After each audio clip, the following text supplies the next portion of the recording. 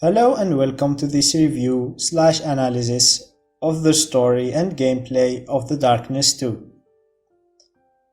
I'm not familiar with the source material, which is the comics, nor the first game, as that was a console exclusive while I mainly play games on PC. I should state that I played this game twice, the first time on the normal difficulty and the second time on the hardest one, on New Game Plus, which allows you to keep all abilities that you got from the previous playthrough. Darkness 2 has you playing as Jackie Estacado, head of the Franchetti family. The game's events take place 2 years after the first game. Though he still wields the darkness, a malevolent force that has given him supernatural powers, Jackie learned to suppress it. The game starts with Jackie arriving at a restaurant, which also serves as a tutorial area. At first, the player is limited to only controlling the camera while the character takes care of the walking. After a few moments, the restaurant gets attacked and Jackie's legs gets hurt, and he can't walk, therefore he is given a pistol by one of his men named Vinny, who starts dragging him while the player's only concern is shooting enemies that are wearing bright orange suits to distinguish them from other NPCs. This whole tutorial section plays like it's deliberately made so even people that are new to video games are eased in and don't have to worry too much about learning all inputs and mechanics right from the beginning. Vinny drags Jackie into a kitchen, then he notices that there is a gas leakage. Someone tosses a Molotov inside the kitchen and it blows up, knocking out Jackie. When Jackie regains conscience again, he is met with a strange figure standing outside the restaurant, who then orders his men to push Jackie further, and walks away. Jackie then unleashes the darkness which heals his wounds and kills all surrounding enemies. Vinny, while hurt, still survives. Before we move on, we must talk about the darkness and establish its rules. The darkness is the soul of the void of chaos which predates creation. When God allowed the light into emptiness, the darkness was pushed back and forgotten. Driven mad by bitterness, the darkness took possession of living human vessels, tearing its way through human history. Therefore, it is set as a rule that light counters the darkness. However, in-game this translates to different rules, as removing all light from the game would result in a black screen, and that wouldn't be an enjoyable experience.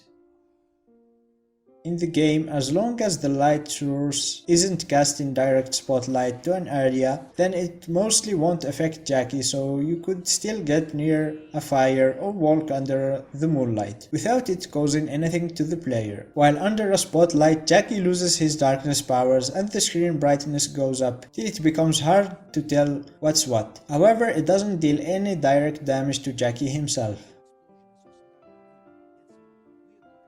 The darkness grants different abilities to Jackie, which he can acquire and level up through Dark Essence, that he gets by killing enemies in different ways. This fits with the theme of the darkness feeding on suffering. At first, Jackie has access to 2 serpent heads that protrude from his back and serve as his primary weapons. He can use them for slashing, grabbing and throwing different enemies and objects throughout the game, and they grant Jackie the ability to replenish health through executing enemies that he grabs. This execution can be leveled up to do more than just that, as it can grant you ammo, lower power cooldowns, or turn enemies into a shield. However, while visually appealing, these execution animations tend to take few seconds too long for such a fast-paced combat, and would have been better if they were faster like the glory kills from Doom 2016. Later on, he can also throw dark holes that suck enemies in, use gun channeling which grants him infinite ammo and the damage buff for a limited time and can be upgraded to have auto-aim when dual-wielding. He can also unleash a swarm of flies that stun enemies in place for a few seconds. It seems like the darkness is able to keep Jackie from dying, and it heals all of his wounds over time, which gives a logical explanation to him loading from a checkpoint whenever his hit points reaches 0. These abilities encourage fast-paced close-quarter combat, and despite few bugs with the grabbing ability, they still deliver on the power fantasy, as you are supposed to be a superhuman. Anyway, after Jackie gets his darkness powers back, he doesn't have any gun, therefore he must use the darkness to get past some enemies, again making the player only focus on doing one thing at a time, so he can learn the basics. During this part, Jackie sees a hallucination of Jenny, his former girlfriend who died in the first game, and Jackie seems to still blame himself for her death, an occurrence that will happen again for several times during the playthrough. Another explosion happens and Jackie gets trapped in a building and an enemy notices him. So he tries to shoot him, however before he does that he gets attacked by a strange creature, known as Darkling. Jackie then gets his second firearm and the player is also introduced to dual wielding, which allows the player to mix and match between SMGs and pistols, resulting in higher DPS but lower accuracy. Also, dual wielding pistols feels weird as the player has to click on both the left and the right mouse buttons to fire both weapons. This is basically the end of the tutorial phase. Jackie moves into the subway where he fights more enemies and acquires the Defender, which is a shotgun with moderate capacity and a good stopping power. You can aim down sight, however that doesn't tighten the bullet spread and you are better off just using the crosshair. Jackie almost gets crushed by a train, but he manages to dodge it. The train then crashes into the road that collapsed due to the former explosions. Jackie continues fighting enemies through the tunnel till he gets another vision of Jenny. Hearing the sound of another train coming his way, Jackie rushes to save Jenny, however he gets hit by it. The screen turns into a white light, then Jackie wakes up in a mental hospital. He walks through a hallway, then the screen fades into white again, and Jackie wakes up to the screams of a guy being devoured by the serpent heads. I have no idea how we got here after the blackout, and it's never explained. Jackie then encounters Fat Tony, one of his allies, and he gets escorted to his mansion.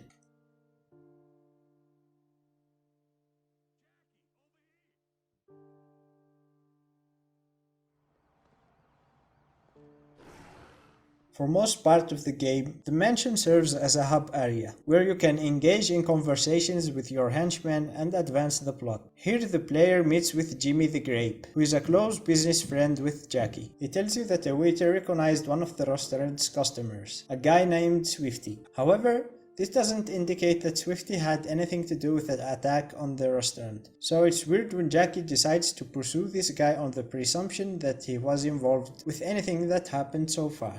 The second mission starts and Jackie with few henchmen arrive at where Swifty is suspected to be. However, despite your allies carried weapons and are ready for a fight, they don't engage in one at all.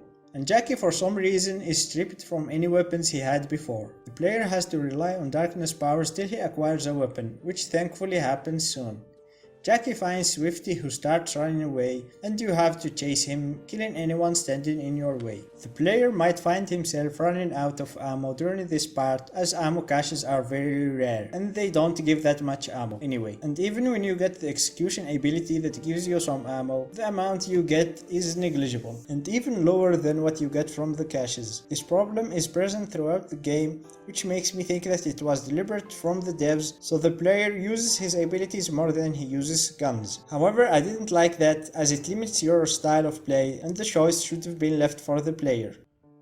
When you finally catch up with Swifty, he gets into a crane and initiates a boss fight. Throughout the fight, you have to dodge the working ball that Swifty controls while trying to deal damage by launching propane tanks that are provided by the Darkling. The presence of the tanks is justifiable, as this is a construction site. Whenever you throw one, a bunch of NPCs start jumping over walls to attack you. The boss fight itself isn't hard, however the arena is filled with small objects that are out of the player's field of view and can impair your movement and get you stuck. On the Dawn difficulty, this was frustrating and caused me to die 3 or 4 times. After defeating Swifty, he runs away again and you continue chasing him. At some point you enter into a diner where you encounter another vision of Jenny, clearing the tables and dancing. She asks you to sit down and talks to you, then you both get up and start dancing. There is an achievement for not interrupting the dance and waiting for the song to finish. So I would assume that's what the developers have intended you to do. Why would Jackie give up the chase is justifiable, since he seems to be greatly affected by Jenny's death throughout the game. However, when the vision ends, the darkness talks to Jackie, telling him it deceives you.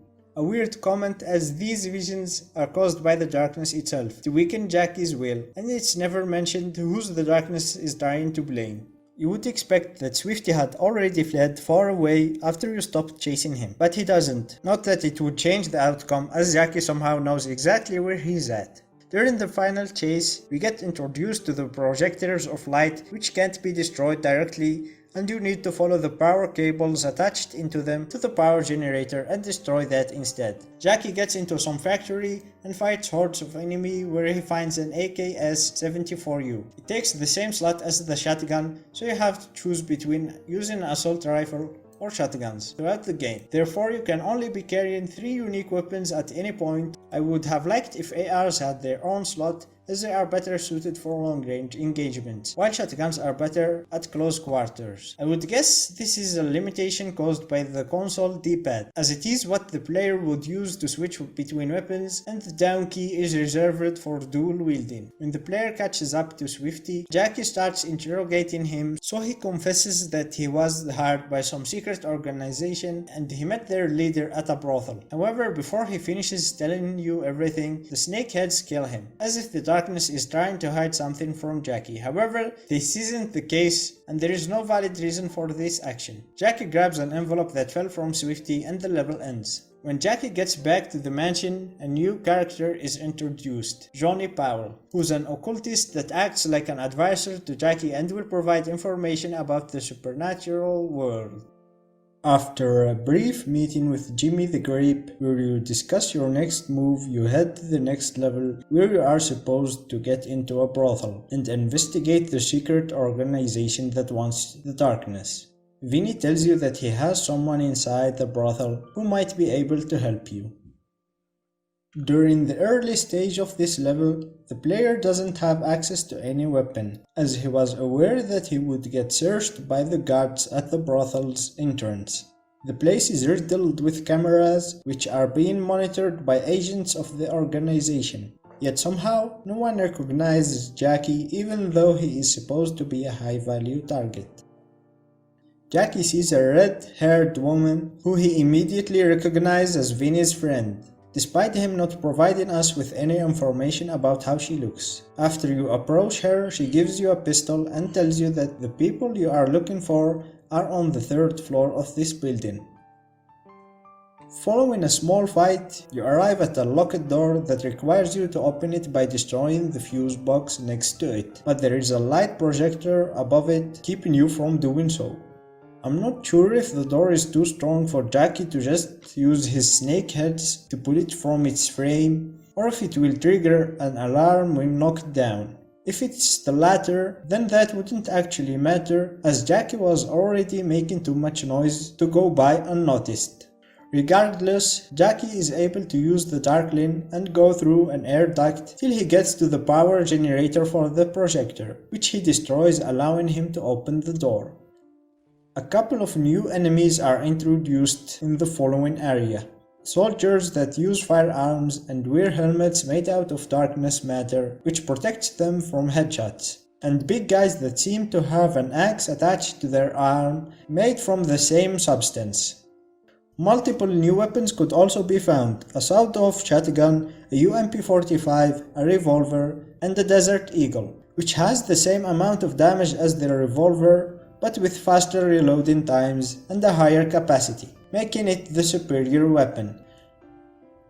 After a while, Jackie gets trapped and passes out, later waking up to being crucified and the strange figure that was outside the restaurant's kitchen, whose name is Victor, is standing in front of him with some weird relic.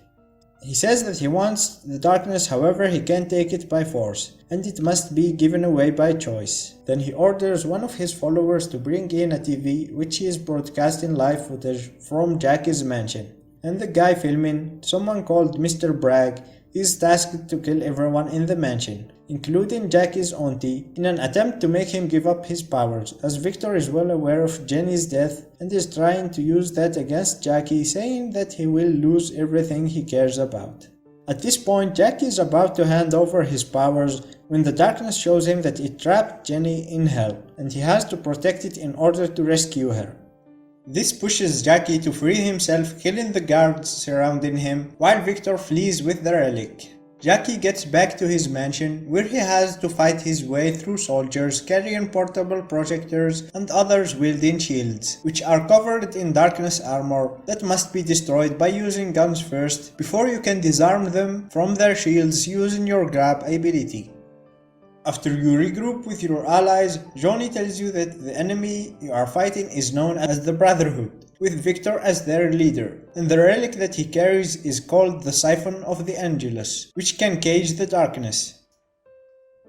Pushing forward, Jackie arrives at his room where he gets shot, and he has to watch his auntie getting killed by Bragg, who then shoots him again.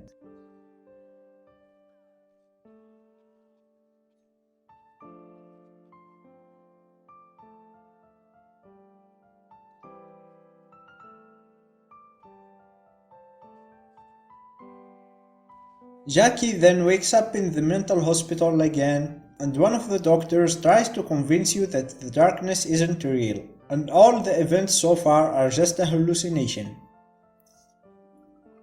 Few days later, on the other side, Jackie wakes up again and he is in his mansion, even though he was in a perfect condition to be captured and brought back to the Brotherhood. They decided to leave him behind, which doesn't make much sense except for a reason to make the game longer. A funeral for Jackie's auntie is to be held and we have to attend it. Surprisingly, Bragg shows up at the funeral, then teleports away after a short confrontation. While there are many members of the Mafia accompanying you, Jackie is the only one who decides to chase Bragg through the cemetery. After fighting hordes of enemies, including a new type that uses whips to disarm you from whatever weapon you are currently holding, however they are easily dodgeable as their moveset is pretty telegraphed. The boss fight against Bragg isn't hard. He can teleport and throw orbs of darkness that deal some damage, and he also uses firearms. Once you get through half of his HP, he disappears and you get attacked by a wave of soldiers who are easily disposed of. Then Bragg appears again, but he still uses the same abilities and weapons. This would have been done better if he got tougher on the second phase, maybe by making him shoot more orbs at once or giving him better weapons. Not long after that, you defeat Bragg, and before he dies he tells you that Victor is at an abandoned amusement park. At the amusement park, Jackie confronts Victor, who then runs away and we have to chase him. At the end of the pursuit, you get into a haunted house where an illusion of Jenny asks you to get on the ride with her. This next part is an auto-scroller, which despite being one of the darkest areas in the game, it strips you from your abilities and you are only allowed to use guns. Jenny disappears at the end of the ride and Jackie gets off the cart and walks toward an Iron Maiden, which he opens for some reason. Maybe to check if Victor is hiding inside it, which wouldn't make much sense, because the reasons. Victor then teleports behind you and locks you inside it. Surprise, surprise, the Iron Maiden is actually an ancient relic that has the powers to imprison Jackie till the siphon is done extracting the powers of darkness. Jackie passes out and is having a vision of the mental hospital again. After he gets denied a meeting with Jenny, Jackie decides to get a weapon, which leads him to the janitor's closet.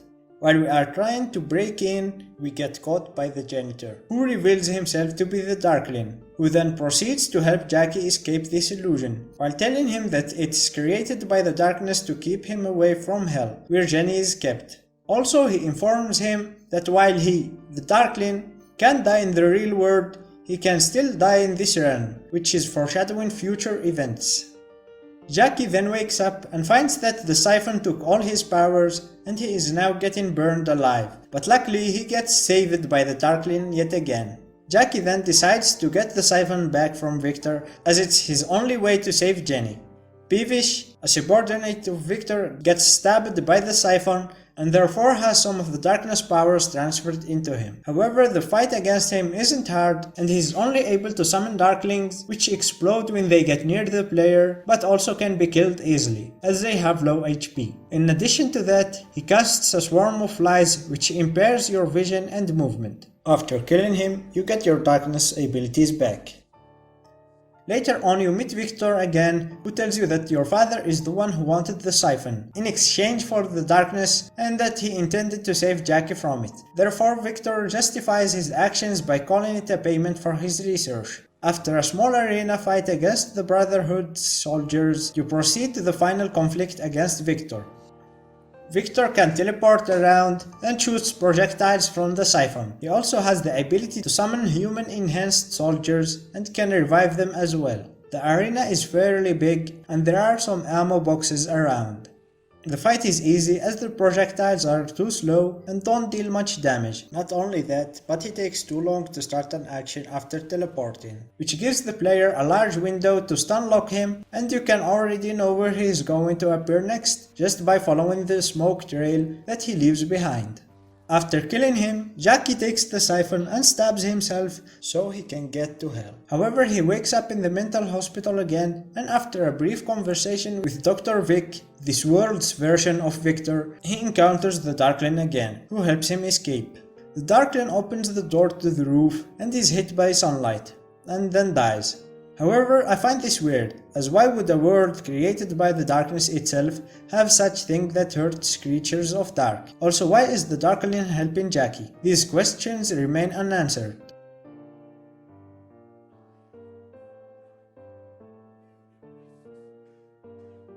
Jackie runs to the edge of the building and is about to jump, but not before the nurses catch up to him, and fake Jenny tries to convince him to stay, and the player is given the choice between staying or jumping. If the player chooses to stay, everyone gets back inside and Jackie starts slow dancing with Jenny, and then the credits roll up. However, if you jump, the illusion shatters and you fall down to hell, where you have to fight hordes of darkness, humanoids and darklings using altered weapons made of flesh and bones, and his darkness abilities which he still has even after defying the darkness. Jackie then gets to Jenny and frees her. She hugs you and the credits roll up. However, the game prompts you to press a button to continue and one last cutscene plays.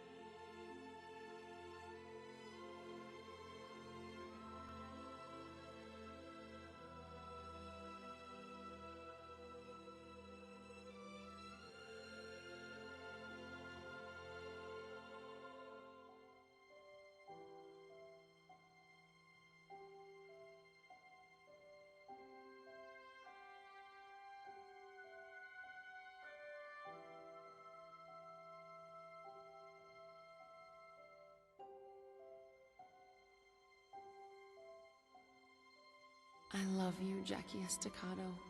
No matter what happens, I always will. I'm so sorry. Sorry? Jenny, I'm the one who should be...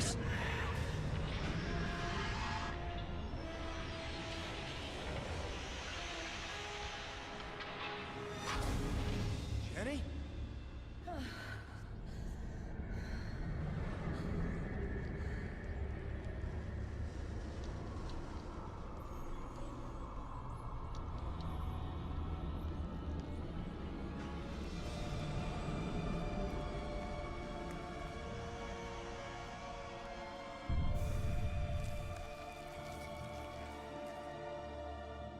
We are the Angelus.